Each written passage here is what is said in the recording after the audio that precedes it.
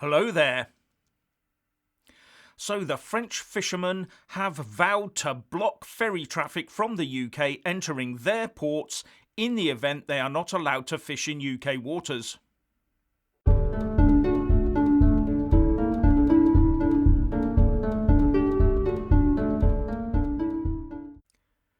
Firstly, please subscribe and like this video to give my channel a boost, and I'm always uploading new content, so please do check back daily, and a big thanks to my Patreon and PayPal supporters. The UK peacefully takes back control of its borders, laws, money and exclusive economic zone. The UK negotiates peacefully to agree some sort of free trade deal that would benefit both the UK and the EU. The UK goes through the proper procedure so it can legislate to create a legal framework to operate its own internal market and fully exploit its EEZ. The response? Threats of force to block ferries taking people and goods to France. And the UK using the Royal Navy is not a warlike move. The Royal Navy has been engaged in fisheries protection while we were inside the European Union, and not a pip was ever squeaked about it. But now we have Dmitry Rogov, the head of Normandy's Regional Fisheries Committee, saying that he and his members will stop ferries docking in French ports. And he went further by claiming that fishing vessels from the Netherlands and Belgium would probably be joining him. And this is not the first time such threats have been made. Talking on the French Info radio station, Mr. Rogov said, "If we are deprived of our fishing grounds, we will not watch the British supply the French market. There will therefore be blockages to ferries, since this mainly happens by ferries, and on that we are quite clear and determined." And he also said that it was inappropriate for the UK to be flexing its muscles by sending in the Royal Navy. "We've seen this before a long time ago, and we hoped never to see it again in this Europe, which is one of sharing resources," he said. Sharing resources, more like a long process of kicking the UK out of its waters and replacing them with vessels from other nations. And he continued, "Now the UK has decided to leave, but from here to sending warships, it's unimaginable." As I said earlier, we've used RN ships for fishery protection duties before, while we were full members of the European Union. These ships may be armed, but they operate under strict rules of engagement, so are hardly likely to put shot across a trawler's bows. But it sounds like the French fishermen are quite happy to engage in action. And should they do this, they will be harming the livelihoods of both EU and UK citizens. But will the French authorities move in to prevent this? That is the question. In the event that French and other EU vessels are kept out of the UK EEZ, the President of France, Emmanuel Macron, will have lost a very public battle, deal or no deal. He will need to show that he is behind his fishing community, but in a way that does not damage the prosperity of his exporters, ports and haulage industries, so a well-timed but slow response might be the route Macron takes.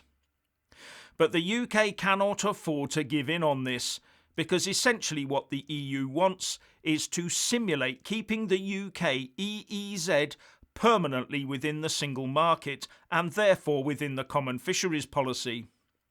They want it shared with them in much the same way as it's operated today, and that would be unacceptable for any sovereign nation to agree to.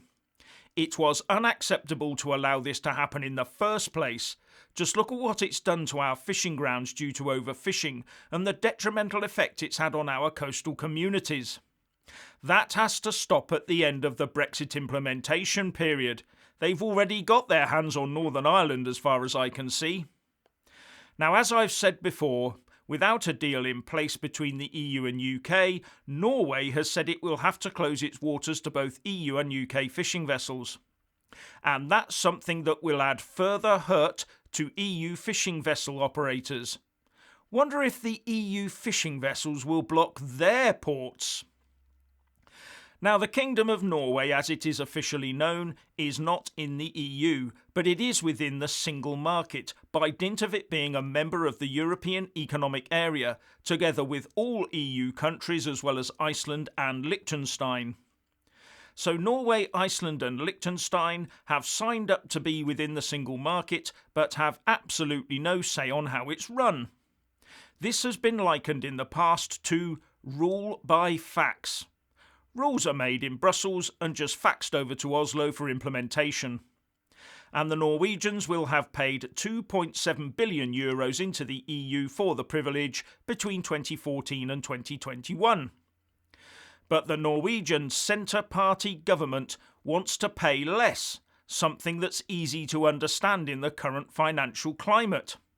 And their EU spokesperson, Sigbjørn Gjelsvik, says the country needs to move onto a relationship with the EU that is more akin to a standard trade deal. Now, where have I heard that before? Anyway, he also said, "The deal we have now is a bad one. We need to discuss the alternatives." And Politico.eu reports, as Norway heads towards an election, its Eurosceptics are on a roll.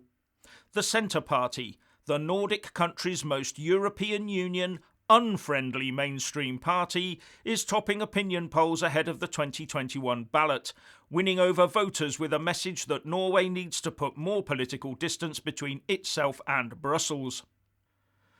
Brussels does seem to be going through a torrid time while trying to rope the corral, doesn't it? But one heartening piece of news I saw this morning was that the EU has likened dealing with the UK to climbing a mountain. Yes, according to the Express, Nathalie Loiseau, who is a member of the EU Parliament UK Coordination Group, said, "We are far from an agreement. Nothing is impossible to a willing heart, but it's like climbing the Himalaya from the northern side." That does indicate that the UK negotiating team are in there fighting hard for the UK. Unlike Theresa May and her crowd, who I suspect the Eurocrats really loved to do business with, or more accurately, dictate to. And I also take it as an indicator of how easy it must have been to roll the UK over while we were still a member of their club. But what's with this Times report that the contract to monitor fishing activity in UK waters from the end of the implementation period has been handed to a French company? What has possessed our government? Wonder if some pro-EU troll in the civil service had anything to do with it. Anyway, if you want to hear more from me, please don't forget to subscribe and also press that little bell, or you won't get any notifications. And if you want to see more of me, buy a mug with my mug on it by following the link in the descriptions box below and support me on Patreon or PayPal. So what do you think about all of this? Please share and comment, and thank you for watching.